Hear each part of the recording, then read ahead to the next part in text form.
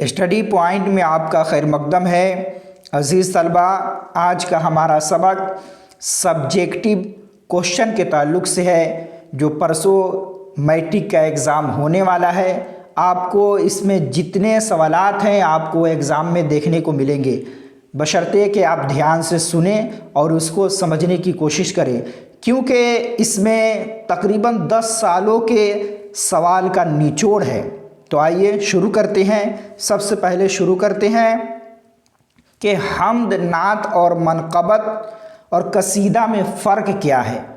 आपको सवाल इस तरह भी देखने को मिल सकता है कि हम्द, नात, मनक़बत और कसीदा में बुनियादी फ़र्क क्या है।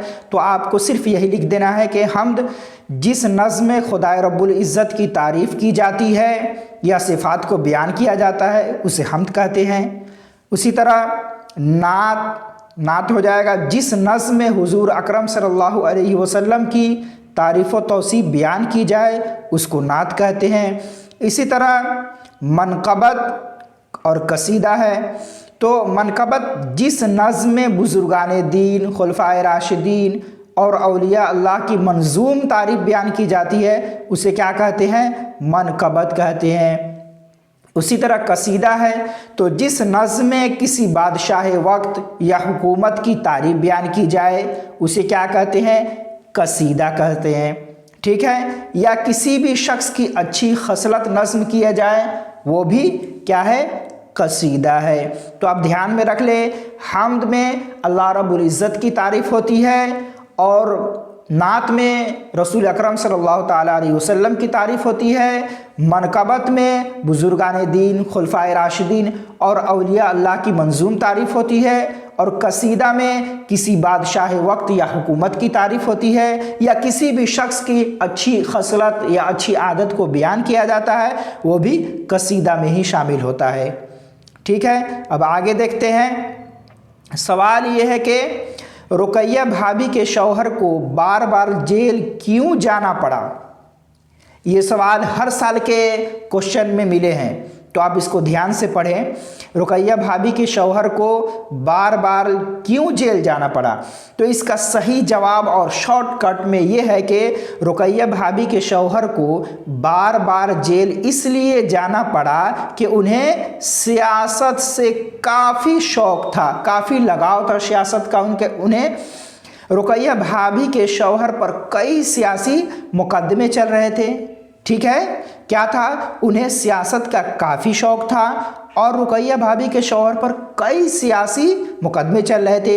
किसी मुकदमा में उन्हें 2 साल की जेल हो गई तो किसी मुकदमा में उन्हें 1 साल की जेल हो जाती थी, और जब किसी एक मुकदमा में रिहाई मिलती थी तो दूसरे मुकदमा में जेल चले जाते थे। इसीलिए बार बार उन्हें जेल जाना पड़ता था। आप ये ध्यान रख ले कि उन्हें सिर्फ इतना लिख दे कि उन्हें सियासत का काफ़ी शौक़ था और उन पर कई सियासी मुकदमे चल रहे थे, जिसकी वजह से कभी 2 साल जेल में रहते थे, फिर 2 साल रहने के बाद जैसे ही बाहर आते थे फिर दूसरा मुकदमा उन पर दायर हो जाता था। उसी तरह बार बार उन्हें जेल में जाना पड़ता था। अब एक सवाल ये भी है कि रुकैया भाभी को सोने की चूड़ियों को क्यों फ़रोख्त करना पड़ा? क्या सवाल है? रुकैया भाभी को सोने की चूड़ियों को क्यों फ़रोख्त करना पड़ा? तो इसका सही जवाब ये होगा कि शम्मी के भाई के एमए की फ़ीस दाखिल करनी थी। क्या थी? शम्मी नाम की एक लड़की थी, उसके भाई के एमए की फ़ीस दाखिल करनी थी और शम्मी के पास रुपया का इंतज़ाम नहीं हो सका था। जब शम्मी ने ये सारा मामला रुकैया भाभी के सामने रखा तो रुकैया भाभी ने शम्मी के भाई की तालीमी करियर बनाने के लिए सोने की चूड़ियों को फ़रोख्त करवा दी और उस रकम से एमए की फ़ीस अदा कर दी। सही जवाब क्या होगा कि शम्मी के भाई की फ़ीस दाखिल करनी थी और शम्मी के पास कुछ रुपया भी नहीं था, इसलिए रुकैया भाभी ने अपनी चूड़ियों को फ़रोख्त कर दी ताकि शम्मी के भाई की तालीमी करियर बन जाए। आपको सिर्फ इतना ही लिख देना है। आप देखते जाए, आप यकीन मनाएं कि आपका सवाल इसी में से आएगा 100%। उर्दू के 2 मशहूर अफसाना निगारों के नाम बताएं। बिल्कुल आसान सवाल होगा। एक है कमर जहां और दूसरे डॉक्टर मोहम्मद मोहसिन। ये 2 नंबर के सवाल में आते हैं। अब आगे देखते हैं, ग्लोबल वार्मिंग को कम करने के लिए 2 उपाय बताएं। क्या सवाल है? ग्लोबल वार्मिंग को कम करने के 2 उपाय बताएं। तो आप जानते ही हैं कि ग्लोबल वार्मिंग से बचने और ज़मीन की दर्जे हरारत को कम करने के लिए, ग्लोबल वार्मिंग से बचने के लिए क्या करना हमें? दुनिया के बड़े मुल्कों को ग्रीन हाउस गैसों की मिकदार को कम करना पड़ेगा। क्या करना पड़ेगा? ग्रीन हाउस गैस जो है उसकी मिकदार को कम करना पड़ेगा।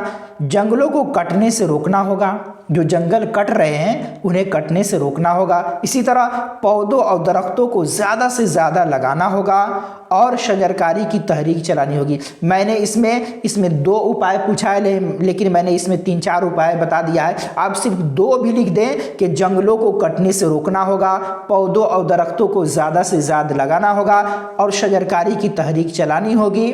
बस इतना लिख दें, आपका सवाल पूरा हो जाएगा।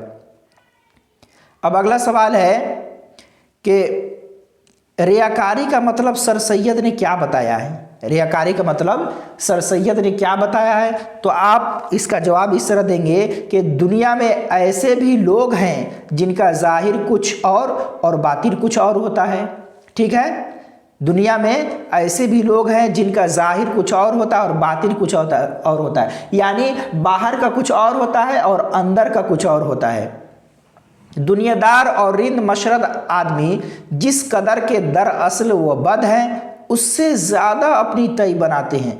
मतलब ये होगा कि दीनदारी की बनावट करने वाले जिस कदर होते हैं उससे ज़्यादा नेक अपने आप को जतलाते हैं। यानी बाहर से कुछ और है और अंदर से कुछ और है, बाहर कुछ और दिखाते हैं और अंदर कुछ और रहता है। तो इसका सही जवाब ये है कि दुनिया में ऐसे भी लोग हैं जिनका जाहिर कुछ और बातिन कुछ और होता है। यानी आप सिर्फ इतना लिख दे कि बाहर का उनका कुछ और होता है और अंदर का कुछ और होता है, और वो जिस कदर होते हैं उससे ज़्यादा अपने आप को स्मार्ट समझते हैं और अपने आप को ज़्यादा नेक बताते हैं। आगे के सवाल देखते हैं, भीमराव की पैदाइश कब और कहाँ हुई? सवाल यह है कि भीमराव की पैदाइश कब और कहाँ हुई? तो आसान जवाब है, भीमराव की पैदाइश 14 अप्रैल 1891 में हुई। और कहाँ हुई? तो महू सेंट्रल में हुई। ठीक है, 14 अप्रैल 1891 में हुई और कहाँ हुई? तो महू सेंट्रल में हुई। अब आगे देखते हैं, ये बहुत अहम सवाल है, साबका और लाहिका की तारीफ मिसालों से वाज़े कीजिए। ये हर साल के एग्ज़ाम में आता भी है। तो साबका की बिल्कुल आसान तारीफ देख ले ताकि आपको लिखने का मौका मिल जाए। मुझे मालूम है कि 2 दिन में कुछ होने वाला नहीं है, लेकिन कुछ ऐसी तारीफ है जिसको आसान तरीके से आप समझ लेते तो ज़रूर आपका काम बन जाएगा। आप देखें, किसी भी लफ्ज़ के शुरू में कोई दूसरा लफ्ज़ जोड़ दिया जाए उसे साबका कहते हैं। साबका और लायका में फ़र्क बता दे रहे हैं। साबका, किसी भी लफ्ज़ के शुरू में कोई लफ्ज़ जोड़ दिया जाए वो क्या हो जाएगा? साबका हो जाएगा। और आखिर में जोड़ दिया जाए तो वो लायका हो जाएगा। अब साबका देखें, किसी भी लफ्ज़ के शुरू में कोई दूसरा लफ्ज़ जोड़ा जाए तो उसे साबका कहते हैं। जैसे मिसाल देख लें, कार के शुरू में बे जोड़ दिए। क्या जोड़ दिए हम? बे जोड़ दिए, तो ये क्या हो जाएगा? बेकार हो जाएगा। इसी तरह साबका बन गया। जैसे अन, बा, सर, गैर, हर है, तो इन सब के शुरू में कोई लफ्ज़ जोड़ देते हैं। जैसे अन है तो अन पढ़ के शुरू में अन जोड़ दिए तो क्या हो गया? अनपढ़ हो गया। उसी तरह अदब के शुरू में बा जोड़ दिए, बाअदब हो गया। बुलंद के शुरू में सर जोड़ दिए, सर बुलंद हो गया। मुस्लिम के शुरू में गैर जोड़ दिए, गैर मुस्लिम हो गया। और घड़ी के शुरू में हर जोड़ दिए, हर घड़ी हो गया। आप समझ ले के किसी भी लफ्ज़ के शुरू में कोई दूसरा लफ्ज़ जोड़ दिया जाए वो साबका है। जैसे कार के शुरू में बे जोड़ दिए, बेकार हो गया। अब लायका, उसका अपोजिट देख लीजिए, उसका उल्टा। लायका क्या है? किसी भी लफ्ज़ के आखिर में कोई दूसरा लफ्ज़ जोड़ा जाए। वहाँ पे क्या था? किसी लफ्ज़ के शुरू में कोई लफ्ज़ जोड़ा जाए तो साबका, और किसी भी लफ्ज़ के आखिर में कोई लफ्ज़ जोड़ा जाए तो उसे लाहिका कहते हैं। जैसे शान के आखिर में हम क्या जोड़ दिए? दार जोड़ दिए, तो क्या हो गया? शानदार। क्या हो गया? शानदार। उसी तरह धोखा, बाज हो गया। धोखा के बाद हम क्या जोड़ दिए, बाज जोड़ दिए तो क्या हो गया, धोखाबाज। उसी तरह ईद से ईदगाह, कलम से कलमदान, अकल से अकलमंद, दर्द से दर्दनाक। तो ये क्या हो गया, साबका और लाहिका। साबका शुरू में जोड़ दिया जाए और लाहिका आखिर में जोड़ दिया जाए, बस और कुछ नहीं है इसमें। और आगे देखें, सवाल ज़्यादा है और ये सब इम्पोर्टेंट सवाल है, आप देखते जाएं। अगर आप नए हैं तो सब्सक्राइब भी कर दे, अपने दोस्तों को भी शेयर कर दे, ताकि लाइक भी हो जाए और शेयर भी हो जाए और सब्सक्राइब भी बढ़ जाए। तो आप देखते हैं, आगा हश्र कश्मीरी के डरामों का नाम बताइए। आगा हश्र कश्मीरी के डरामों का नाम बताइए। तो पहला है रुस्तम व सोहराब, दूसरा है आँख का नशा। ठीक है, अब अगला सवाल देखते हैं। बहुत सवाल ऐसे भी पूछे गए हैं जो किताब में नहीं है, तो उनका भी मैंने इसमें जिक्र कर दिया है, आप देखते जाएं। बारिश की एक सुबह किसकी नज्म है और किस जबान में लिखी गई है? ये रोशनी की सवाल है। बारिश की एक सुबह किसकी नज्म है और किस जबान में लिखी गई है? तो इसका सीधा साधा जवाब ये होगा कि सीताकांत महापात्रा की है। इसको किसने लिखा है? सीताकांत महापात्रा ने, और ये उड़िया जबान में लिखी गई है, उड़िया जबान की नज्म है। ठीक है, अब आगे देखते हैं। मुख्तसर अफसाना किसे कहते हैं? मुख्तसर अफसाना किसे कहते हैं? तो अफसाना ऐसी नसरी कहानी को कहा जाता है जो एक ही नशिस्त में पढ़ी जाए। मुख्तसर अफसाना किसको कहा जाता है? कि ऐसी नसरी कहानी जो एक ही बैठक में हम क्या करते हैं, उसको पूरा पढ़ डालते हैं। तो ये आपका सीधा साधा और आसान जवाब हो जाएगा। मकतूब की तारीफ कीजिए। मकतूब किसको कहते हैं? खत को कहते हैं। और खत में क्या होता है, इसे तो मालूम ही आपको, खैरियत और एक दूसरे के साथ तबादले ख्यालात के लिखे जाने वाला पैगाम क्या है? मकतूब है। मतलब एक दूसरे से खैरियत पूछा जाता है इसमें, और अपने ख्यालात आपस में शेयर किया जाता है, यही तो खत है। आप लिख दे खत खैरियत और एक दूसरे के साथ गुफ्तगू के लिए लिखा जाने वाला मकतूब खत कहलाता है। बिल्कुल सीधा साधा जवाब। उसी तरह अब आगे का सवाल है, नेदा फाजिली के दो शेरी मजमुओं के नाम बताइए। नेदा फाजिली के दो शेरी मजमुओं के नाम बताइए। तो है लफ्ज़ों का पुल, मोर नाच, जिंदगी की तड़प। मैंने यहाँ पे 3 का जिक्र कर दिया है ताकि जो आसान लगे आप उसको याद रख ले। लफ्ज़ों का पुल, मोर नाच, जिंदगी की तड़प। अगला सवाल है, नज़ीर अहमद का कौन सा नाविल निसाब में शामिल है? दरक्षा में कौन सा जो नाविल है नज़ीर अहमद का शामिल है? तो इसका जवाब होगा फहमीदा और मझली बेटी हमीदा की गुफ्तगू। यही आंसर हो जाएगा। क्या है? फहमीदा और मझली बेटी हमीदा की गुफ्तगू। आगे देखते हैं, इसमें नकरा, ये भी हर साल के एग्ज़ाम में आता है और ये ख़ास है, इस पे ज़रा ध्यान से याद करना होगा। इसमें मारफा और नकरा की तारीफ मिसाल के साथ पेश कीजिए। तो एक बात पहले, इसको जानने से पहले एक चीज़ जान ले, किसी भी आम चीज़ को नकरा कहते हैं, किसी भी ख़ास चीज़ को मारफा कहते हैं। अब तारीफ देखें, ऐसा इस्म जो किसी ख़ास शख्स, जगह या चीज़ के लिए बोला जाए उसे इसमें मारफा कहते हैं, मारफा कहलाता है। जैसे ताजमहल, ये ख़ास जगह है। मशरिकी चंपारण, ये भी ख़ास जगह है। असलम, ये भी एक ख़ास नाम है। ठीक है, राशिद, ये भी एक ख़ास नाम है। अरशद, ये भी एक ख़ास नाम है। जोहरा, ये भी एक ख़ास नाम है। तो जितने नाम हैं ये सब ख़ास नाम हैं। अब देखें, ये तो मारफा हो गया। अब नकरा किसको कहते हैं? वह इस्म जो किसी आम जगह, यहाँ पे आम जगह और यहाँ पे क्या है? ख़ास जगह, ख़ास शख्स। ठीक है, आम जगह, आम शख्स या किसी चीज़, आम चीज़ के लिए बोला जाए। क्या है? वह इस्म जो किसी आम जगह, शख्स या किसी चीज़ के लिए बोला जाए, वो क्या है? इसमें नकरा है। जैसे लड़की, मुर्गी, किताब, पहाड़। तो कोई भी मुर्गी हो सकती है, कोई भी लड़की हो सकती है, कोई भी पहाड़ हो सकता है। तो ये सब क्या है? ये आम चीज़ है और आम जगह है और आम इस्म का नाम है। तो जो ख़ास चीज़ के लिए बोला जाए वो इसमें मारफा कहलाएगा, और जो आम चीज़ के लिए बोला जाए वो इसमें नकेरा कहलाएगा। आगे देखते हैं, नज़ीर अहमद किसकी तालीम व तरबियत के लिए नाविल लिखे थे? नज़ीर अहमद का जो नाविल है, नज़ीर अहमद ने किसके लिए लिखा था? तो अपने बच्चों की तालीम व तरबियत के लिए। क्या है? अपने बच्चों की तालीम व तरबियत के लिए लिखे थे। अब हिंदुस्तान में मौजूद किसी दो इलाकाई ज़बान के नाम लिखे। हिंदुस्तान में जो ज़बान राइज है उसमें से किसी दो इलाकाई ज़बानों के नाम लिखे।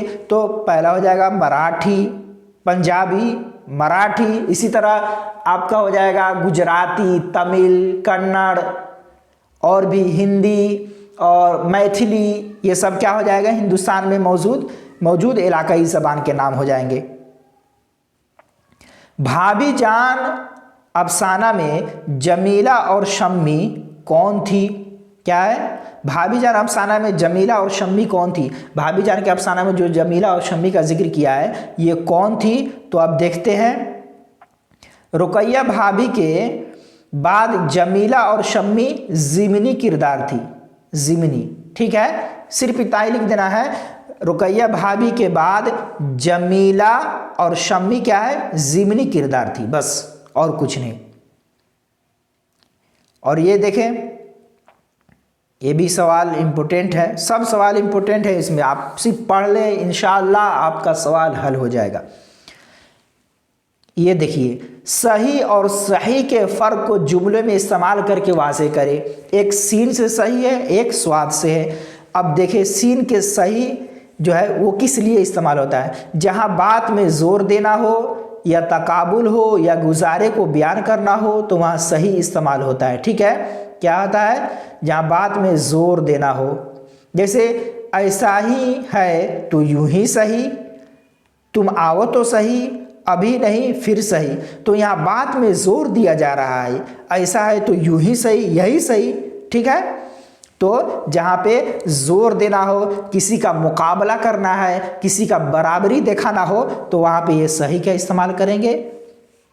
और जहाँ सिर्फ किसी चीज़ की दुरुस्तगी बयान करना है, मतलब ये सही है या गलत है, तो वहाँ पे क्या करेंगे? स्वाद वाला सही का इस्तेमाल करेंगे, ठीक है। यहाँ पे बताना है कि ये चीज़ सही है या गलत है तो वहाँ पे क्या करेंगे? सिर्फ स्वाद वाला सही इस्तेमाल करेंगे।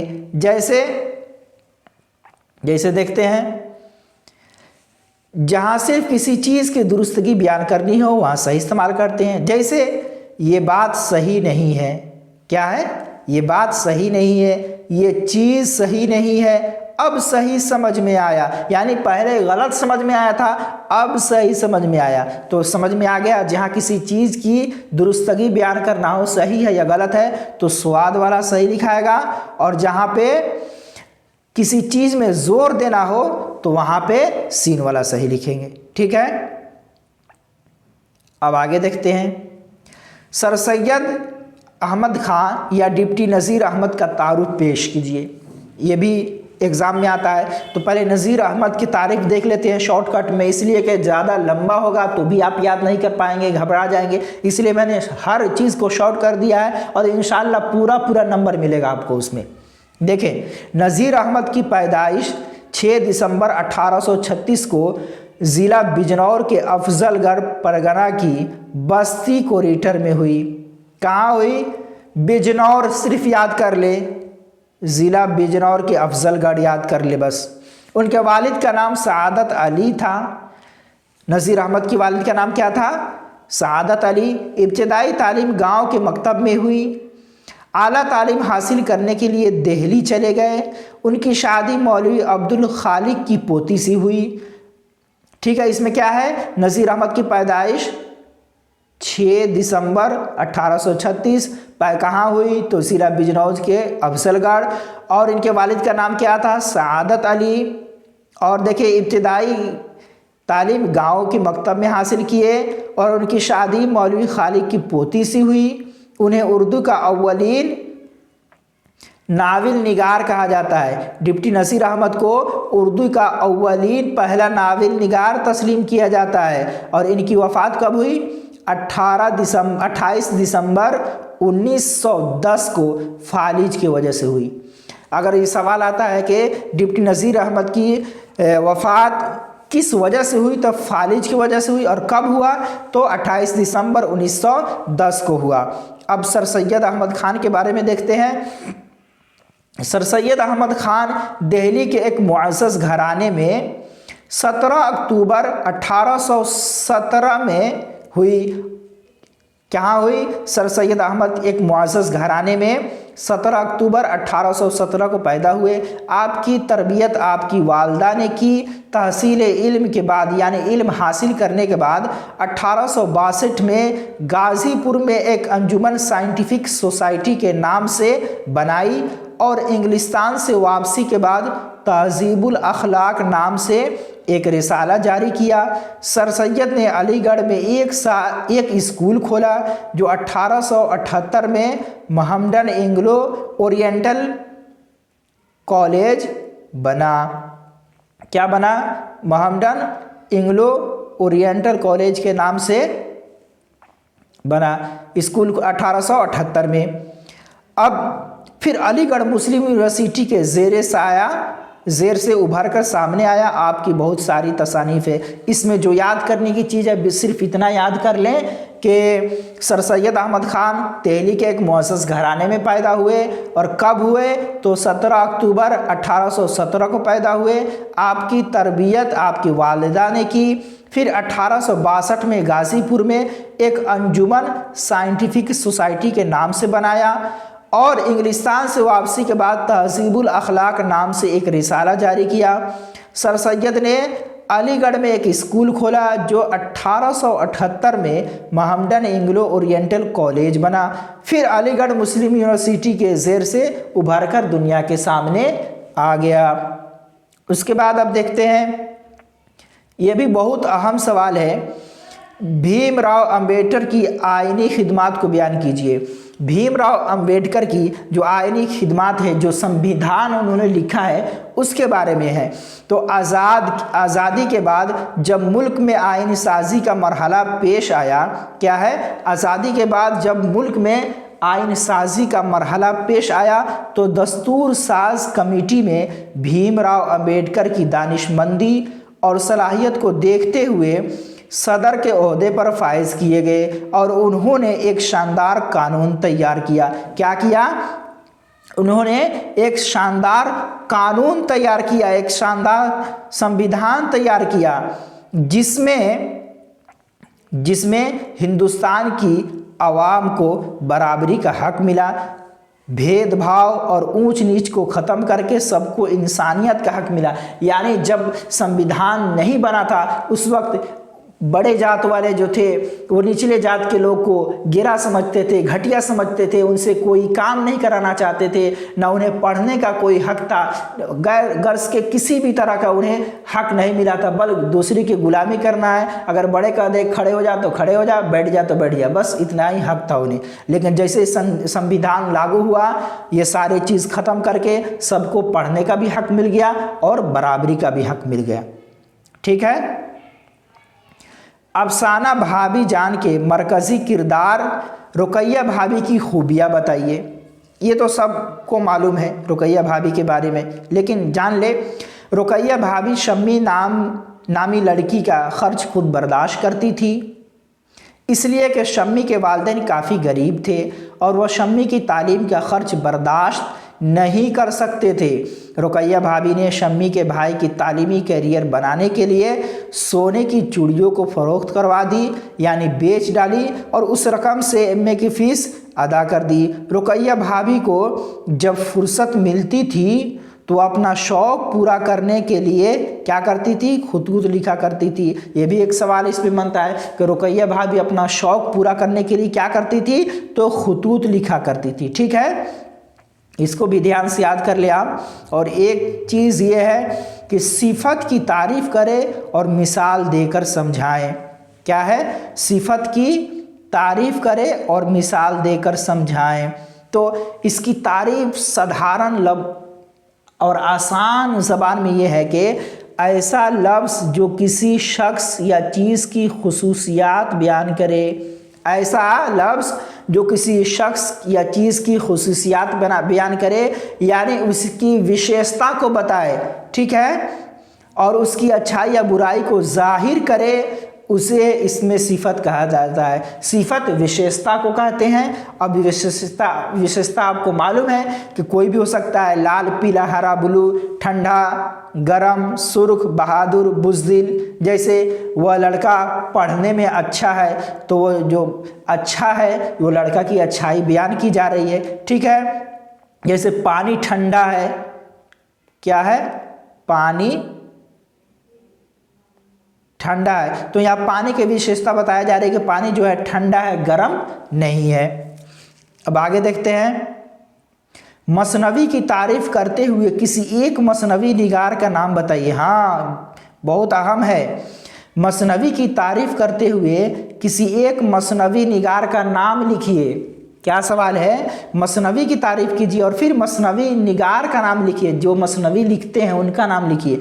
तो मसनवी ऐसे तवील नज़्म को कहते हैं, ऐसे लंबे नज़्म को कहते हैं जिसमें कोई किस्सा या कोई वाक़या तसलसल के साथ बयान किया गया हो, यानी इसमें कोई भी किस्सा या कोई भी वाक़या हो बिल्कुल बराबरी के साथ बयान किया गया हो, और जिसके हर शेर के दोनों मिसरे हम काफिया हो और हम रदीफ हो। सिर्फ आपको ये काफिया रदीफ समझना नहीं है, सिर्फ आप याद कर लें कि हर शेर के दोनों मिसरे हम काफिया हो और हम रदीफ हो। अब मसनवी निगार का एक नाम लिखना है तो आप मिर्ज़ा शौक लखनवी का नाम लिख देंगे, ठीक है, मिर्ज़ा शौक लखनवी का नाम लिख देंगे। और आखिरी सवाल देख लेते हैं, कुछ मुहावरात हैं उनको देखते हैं। दर्ज झेल मुहावरों के माना लिखे। ज़ेरो ज़बर होना, क्या है, ज़ेरो ज़बर होना मतलब तबाहो बर्बाद होना। आँख दिखाना यानी धमकी देना। हथेली पर सरसों जमाना यानी नामुमकिन काम को मुमकिन करके दिखा देना। अजीज़ तलबा, आप शेयर कर दें, लाइक कर दें। जज़ाकल्लाह, शुक्रिया।